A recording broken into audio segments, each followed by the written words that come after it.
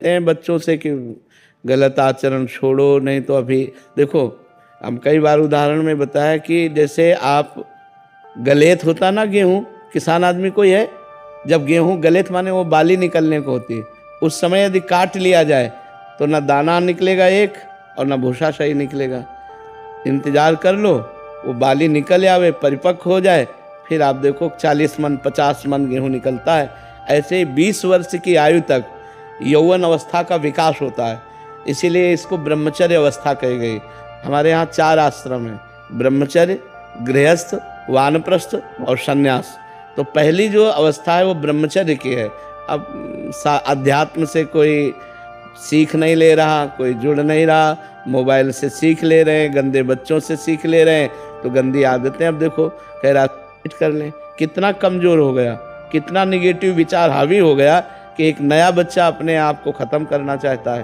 और लोग जो है ये ध्यान नहीं दे रहे कि हमारे समाज की नई पीढ़ी कितना गिरती चली जा रही है, व्यसन में, व्यभिचार में, गंदी आदतों में। जो हमारे भारत के भविष्य हैं, ये नए बच्चे शिकार होते चले जा रहे हैं इन गंदी बातों का। तो अब इसको तुम्हें छोड़ना होगा बच्चा, इसके लिए कोई मतलब ना हम कुछ कर सकते हैं और ना कोई वैद्य कुछ कर सकता है, क्योंकि जैसे हस्त क्रिया है, अगर आप उसे रोकोगे नहीं, आप व्यायाम नहीं करोगे, आप पवित्र आहार नहीं करोगे, तो आप ऐसे डिस्टर्ब बने रहोगे। छोड़ भी दिया, लेकिन अब 1.5 साल से दवाइयाँ भी ले रहा हूँ, औषधि भी ले रहा हूँ, लेकिन अपने आप महाराज। हाँ, आप गलत आचरण करने से तो अब बताया नहीं, गलेथ में गेहूँ हो तो सब न भूस निकलता है न दाना। अब वो नस नाड़ियों का अभ्यास हो गया, मार दिया, पूरे जीवन को बर्बाद कर दिया। अब थोड़ा दंड बैठक मारो, 2 किलोमीटर दौड़ लगाओ, सुबह 4 बजे उठ करके दंड बैठक मारो, ठंडा जल पियो और ठंडे जल से प्रक्षालन करो। और अब दोबारा कभी ऐसी गलती मत करना। तो धीरे धीरे वो अभ्यास पुष्ट होगा ना करने का, तो ब्रह्मचर्य फिर धारण कर सकते हो। नस नाड़ियाँ इतनी कमज़ोर हो जाती हैं कि वो फिर वीर शक्ति को रोकने की क्षमता खो दे देती है। वो जरा सा भी स्पर्श करो निकल जाएगा, या जरा सा गलत चिंतन हुआ निकल जाएगा। तो और ऐसा अभ्यास हो जाता है कि ना ना ना ना सोचते सोचते हो जाएगा।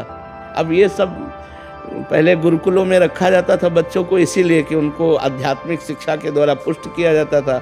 अब बच्चा आप अपने को सुधारो। महाराज जी, ये इसी उद्देश्य से जो आपके ही ये जो वाणी है, इसी को संकलन करके जो ब्रह्मचर्य कब, क्यों और कैसे, महाराज जी 7 तारीख को शरद पूर्णिमा पे उसको प्रकाशन किया जाएगा, वो बहुत जरूरी है। हाँ, नए बच्चे पढ़ करके उससे अपने आप को संभालेंगे। बच्चों के लिए, आज कॉलेज के जो बच्चे हैं या माता पिता अपने बच्चों को कैसे शिक्षा दें, बहुत जरूरी है महाराज जी।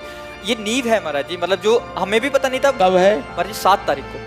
आज 4 तारीख है, 7 तारीख को सर्वजन के लिए प्रकाशित होएगी वो, ऑनलाइन और ऑफलाइन। तो महाराज जी वो बहुत सहयोग रहेगा, बहुत सुंदर वाणी बनी है महाराज जी, बच्चों से लेके वृद्ध तक कैसे, और ग्रस्त से लेके सन्यासी तक।